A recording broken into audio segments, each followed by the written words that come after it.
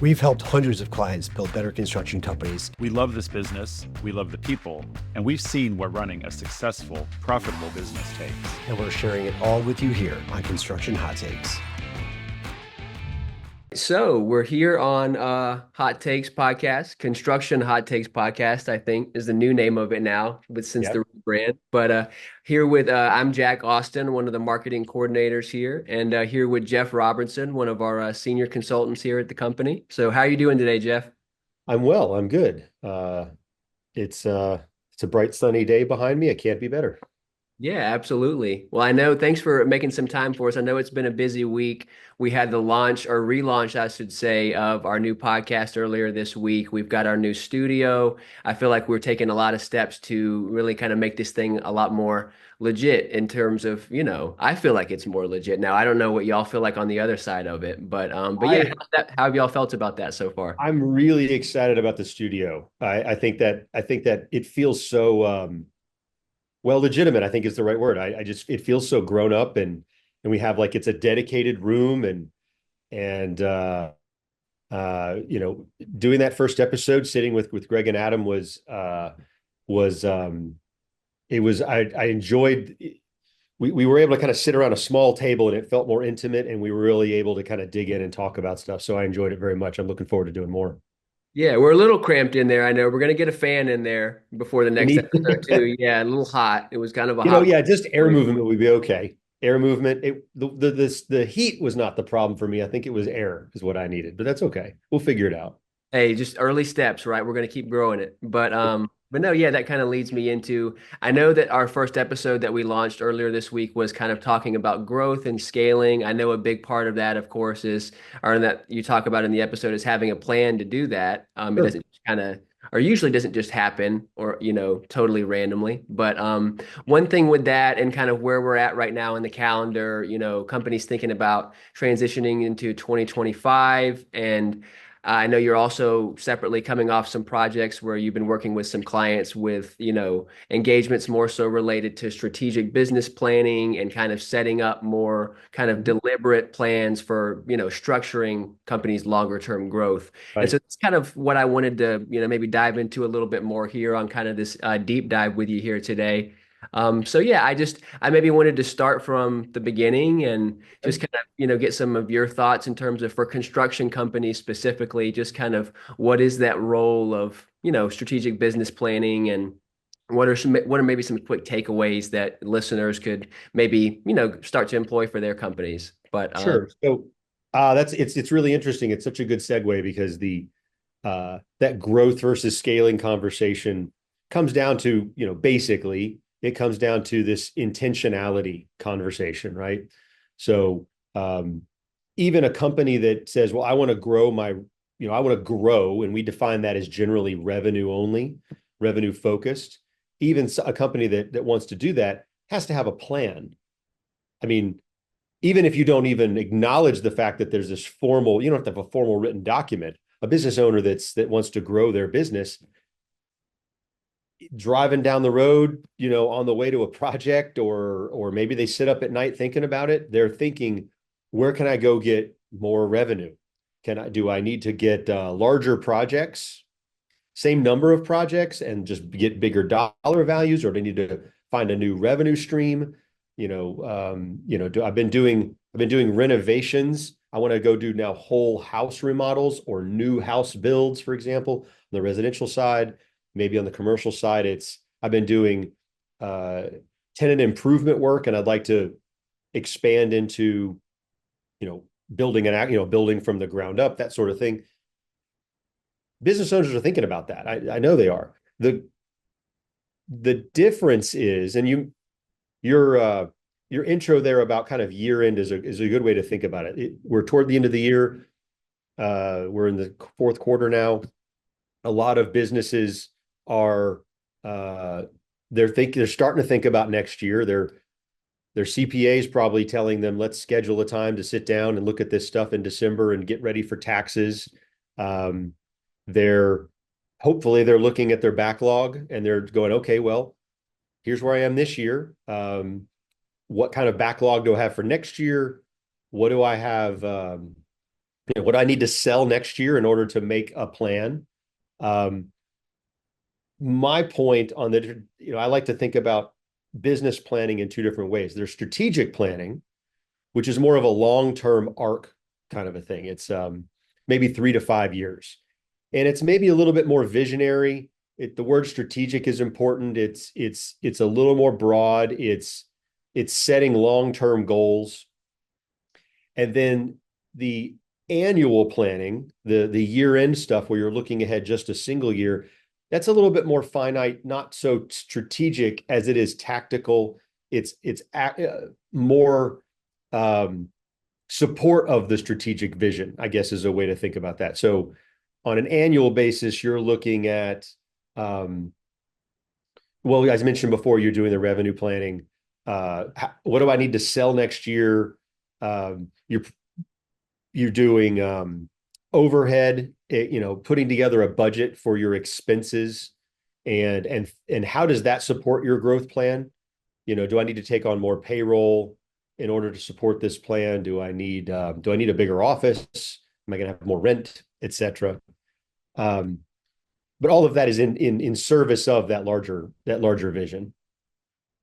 And so one of the things I think about, and so yeah, that's awesome. Kind of leads into some of I wanted to maybe start a little bit before that even, and maybe say, so if I'm a construction business owner and maybe I'm a little bit newer in this and I haven't taken steps to figure all that out yet, or maybe I just took over this new role in a new company, what would be maybe some first steps for a team to sit down and start thinking about strategic business planning? Is it as simple as just getting your leaders together, sitting down in a room and let's talk about like our future goals? Or, I mean, is there some more structure that's involved to it? That's a really good question. So it could be that simple. When we at a center involved, we make it a little bit more of a structured process. We feel like things that you write down, you hold yourself accountable to them. So I'll tell you what, I'll walk you through our process. Basically, I think that's a good way to think about it. So we like to start with kind of a visioning thing, just informal. I call it the magic wand conversation. You don't get to say but or if or anything that is limiting to the conversation. It has to be, where do you want to be in 1 year, 2 year, 3 year, 4 year, 5 years, and sky's the limit. You don't get to say, well, I want this, but I don't know, or well, if that happens, that may not. You don't get to say those things. You just get to set goals. It's a freeing conversation. It's actually really hard for construction people to do that. I find it's hard for me sometimes because we're very practical people.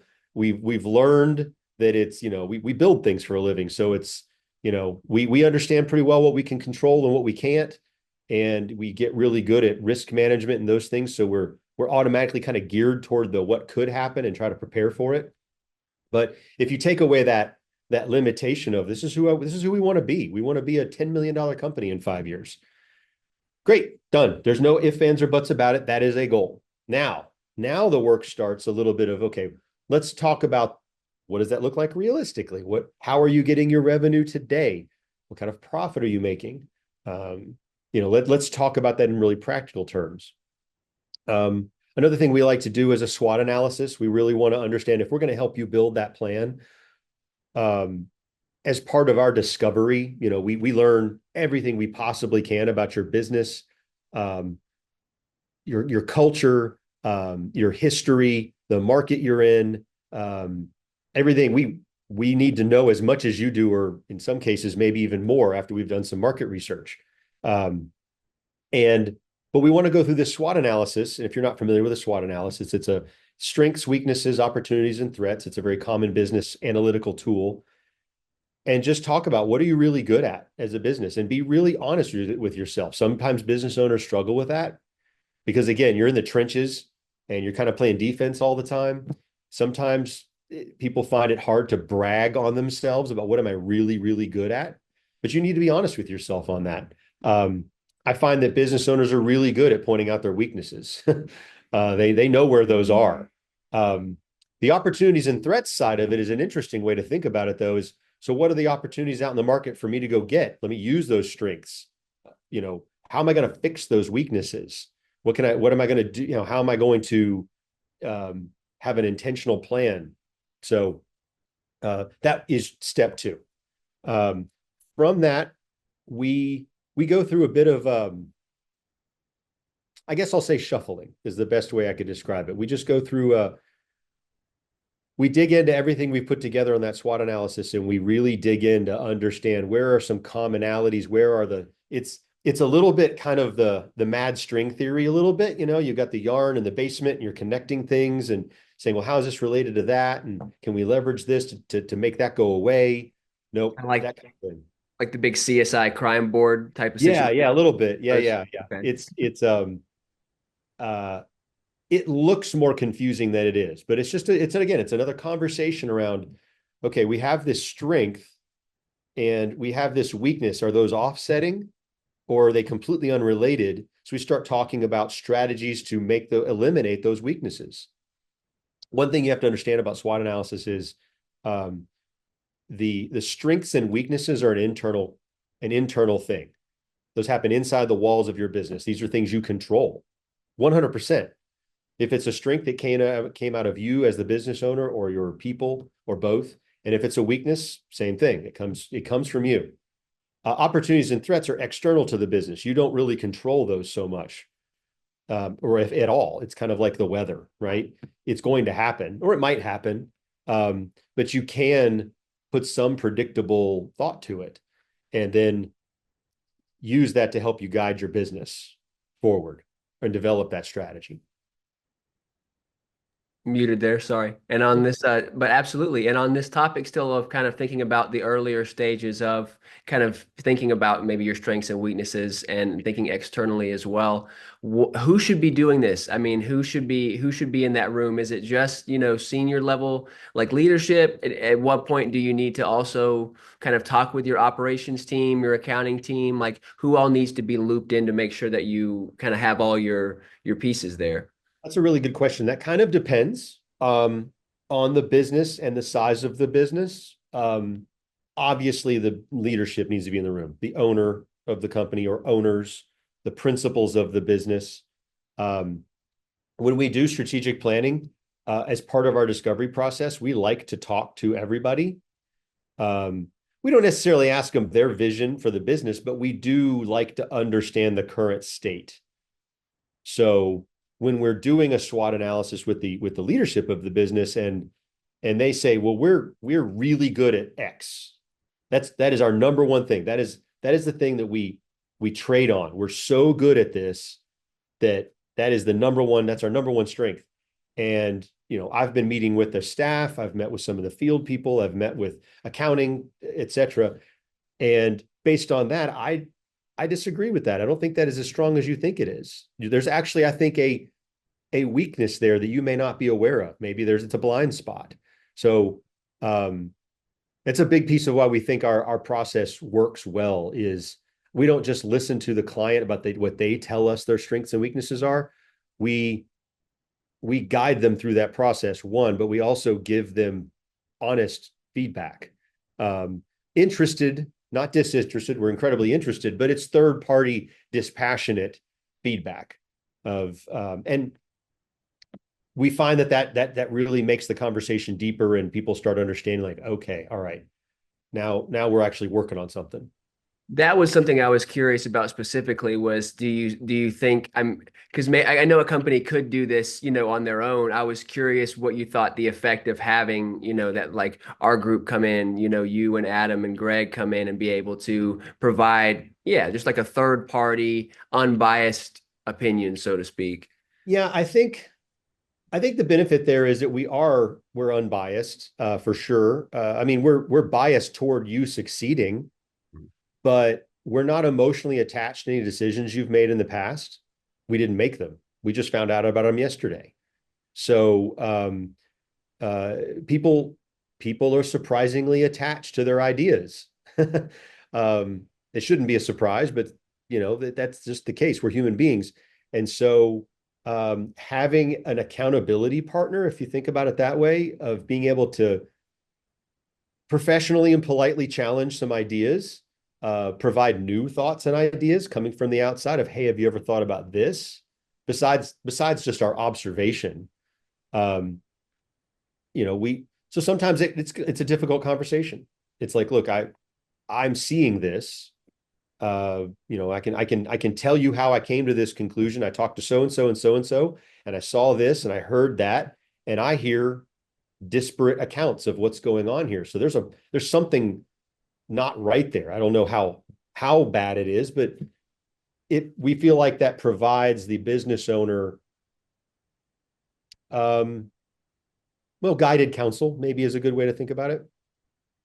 What is hearing your answer there kind of sparked another question I had. What are situations that, because I know, of course, like I assume that there should be regular planning sessions that your company is having throughout the year, and we can dive into that. I know you mentioned a little bit of the difference of the different types of maybe planning going on, but I was curious if you're a company, again, more so that hasn't done too much formal strategic business planning. What are some signs that you maybe should think about that? I mean, or if you're, what are, I guess, maybe some tension points or maybe some signs that a company they're doing well, but they're not quite where they could be, I guess, because like you say, it's tricky. Maybe sometimes you don't always know this is something that you need. So I guess that's kind of what I'm trying to understand. And that's a really interesting kind of way to think about that. All of our clients have a commonality in that they're in some phase of a growth cycle. And commonly we hear things like, I've outsold my capacity. So everything is chaos. Everything feels like chaos. I'm working harder than I ever did, and I'm deeper underwater. Or the contrary to that would be, we hear, I could double this business in 6 months, a year, but I know that my infrastructure isn't right. Like I will outsell my capacity, but I don't know what that looks like. I don't know how that gets back to that scale versus grow conversation. I don't know what that structure looks like. So even in those conversations quite often turned into operational excellence projects where we just get in and really start structuring things. But there's always a piece of strategic planning involved. There has to be. There's where do you want to take this? How big do you want it to be? And then understanding a timeline to that. So doubling your business at $5 million might not be that hard at $5 million in revenue. Doubling your business at $50 million in revenue involves an entirely different conversation. Doubling your business at $100 million, very different conversation.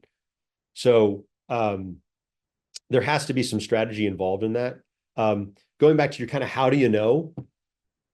I think I can't speak for my clients. I can only interpret what I hear, but I think it's that what I'm doing is not working. Like, I have these ideas and I never get around to doing them. So that would be a sign you need an accountability partner to help you put some structure to this. Or I don't know what the future looks like. I'm too busy. I got my head down and I'm working in this ditch right now. I can't, the year's over. Okay, I guess I'll start all over again. So that feeling of just being stuck in the cycle a lot might be also similar to where you need to break out of that a little bit and think more intentionally about where do you want to take this business, and you're not on the treadmill all the time. Something like that, probably. Yeah, absolutely. Yeah, that makes sense. And so kind of leading, or where I wanted to go next, because I know that you said that you've done some research for us, or some preparation, I should say, in terms of, I wanted to dive in a little bit. I think you mentioned at the start, maybe it's the different types of strategic planning. So I guess once you're here and you've decided that, okay, this is something that our company could benefit from, we know the right people we need to get together to make this happen. What are the different types of planning you could think about? And I guess maybe when should you be doing these kind of regular planning sessions? I know that our company, I mean, we have regular, or, you and Adam and Greg and Catherine have regular strategy meetings. And I was curious kind of how you figure out what the cadence of that should be specifically. I guess the easy way to say was just start. There is no necessarily right or wrong time. You could start planning strategically about who you want or what you want your business to be anytime. I think the hard part is kind of stopping the merry-go-round, and that just takes some discipline and intentionality. So it's Adam and I we made a promise to ourselves years ago that we will dedicate one day a month. And over the years, it's become a little bit more, but at the time, we're going to dedicate a business day a month to work on the business. We would block it out in advance. And we made a promise to each other that we would not schedule other things, et cetera.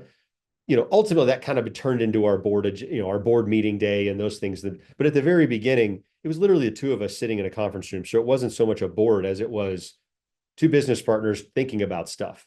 And so we blocked out a day and just worked on the business. If you get nothing out of this conversation, or if you don't want to get into a strategic planning conversation and this whole 5-year thing or whatever, at least prioritize it. We all prioritize things in our life. We work on what's important to us. And every now and then you have to sit back and go, I've let my priorities get a little bit skewed. It happens to the best of us. It's amazing what you'll get used to. So I would say that if you feel like you're on that treadmill all the time, then you can make time. It might mean getting up a little earlier. It might mean, just look, we do ours on Fridays. We like Fridays. We travel a fair amount for our clients. We try not to travel on Fridays for lots of reasons. And so we just make one Friday a month. We just block it. And then it becomes habit. It's that habit forming thing, right? So I guess to directly answer your question, just start. The other thing you asked, the other question was kind of what are the differences? So strategic planning, as I said in the opening, is a longer term visioning. There are actionable goals and actionable tasks that come out of that. That's sort of that after we do our string theory thing, we put together a formal document, a tombstone document, whatever you like to call it. It's to kind of remind you, here's what we came up with, here's our strategy, and here's the why behind it. But we also put together a document that will help you track your progress, to hold yourself accountable. We'll put dates to them, to the actions that are supporting the strategies. Like, well, so what do we got to do? First step. To give an example, let's say you decide, we need better marketing, right? We're going word of mouth. That's got us this far, but if we want to grow, we need to figure out a way to get people to know who we are. We need a web page. We need a formal, a marketing plan, and we need to think about how the world sees us and who's going to see it, et cetera. So, maybe your first step in that is that you need to go talk to a marketing agency. You need to you could talk to Ascent for that, or maybe you just need to go get a website built. You've got the vision in your own mind, but we help you break down those steps.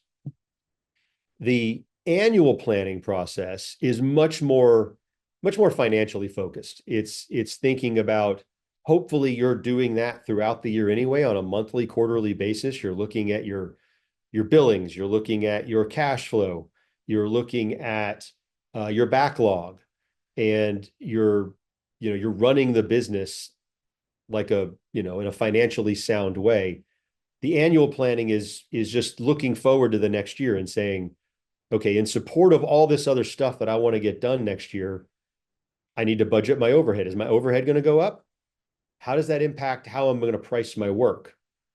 Is it going to change how I price my work? Maybe it doesn't. Maybe it just means you need to invest a little bit more cash in the business. And you just, that's how it has to be until you say you hire a marketing person, for example. It's a pretty, that's a pure overhead cost. But that the return on that investment is that when you get the website built and you get your collateral in place and your your SEO starts hitting, work starts coming in. So it starts paying for itself. You don't have to change anything other than being intentional about driving that new strategy. Did that explain that? I felt like I went all over the map.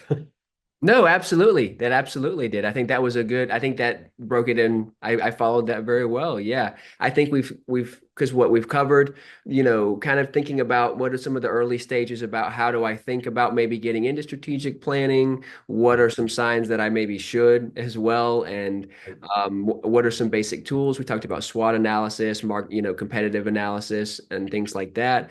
So I was just curious, are there any other, kind of final thoughts, that we didn't talk about? And maybe so thinking about like we kind of touched on at the start, thinking about where we're at now in terms of the end of the calendar year. Well, it goes back to just start, just try. I think if it's me right now, the first thing I'm going to do is I'm going to sit down and I'm going to put together a financial plan for next year.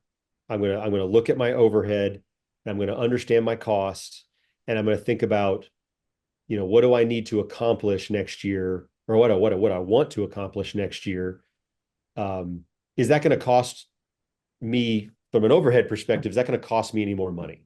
The power bill probably isn't going to change I'm sure it won't change if I hire another person, right? However, maybe I hire another person and I don't have any room for them. I'm working out of a co-working space, and I need to go get an honest to goodness office. Okay, well then now that I've got a new expense now, I've got higher rent that I need to pay.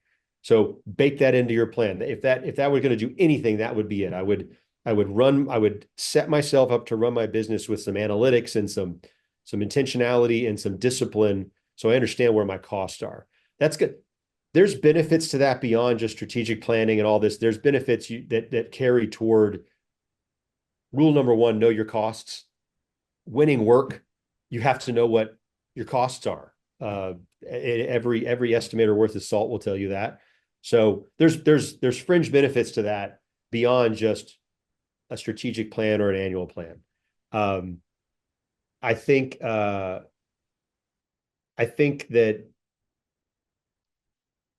doing that will get the wheels turning toward I've actually got bigger ideas, but I don't know how to implement them.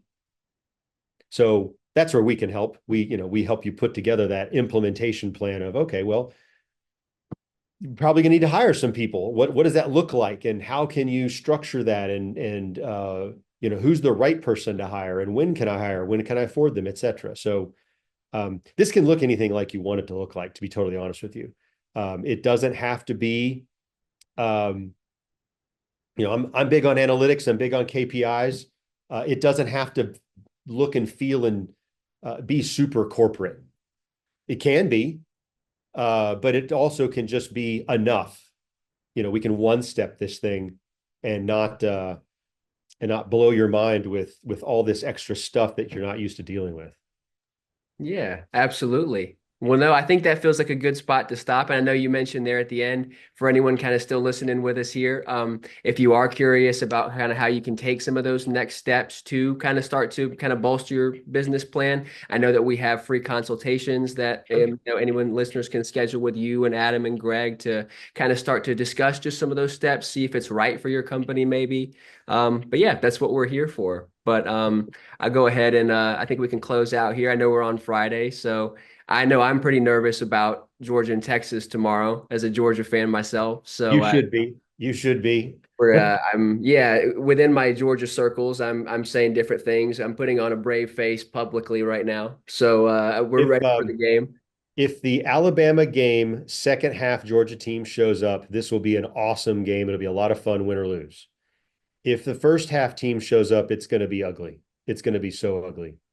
Yeah, we're going with the fact that we're telling ourselves Texas hasn't played anybody as tough as us yet. So that's our angle going in. I've heard that take this week of, oh man, we're in trouble. And then it was Texas really hasn't been tested yet.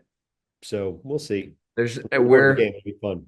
There's nobody is just 0 to 100 in terms of, just as drastic as we can go as Georgia fans. We'll be all in 1 second, and then after one play, we'll be down in the trenches. So That's passion. I totally get that. That's passion for your team. That's what it looks like. Hey, well, I don't usually say it, but I'll say I'm wishing the Tigers good luck this weekend. I won't say which ones though. So, but no. Well, thank you, Jeff. I appreciate you taking some time to meet with us here, and yeah, just continue. And a reminder for one more time for the listeners, you can catch us on Apple Podcast, Spotify now. We're on YouTube still, of course, but Construction Hot Takes. We have more episodes coming your way, so we're excited to bring it. Great. Thanks, Jack. This was fun as always. Awesome. Well, take care. Bye, Thanks. Jack. Thank Bye. you. Bye.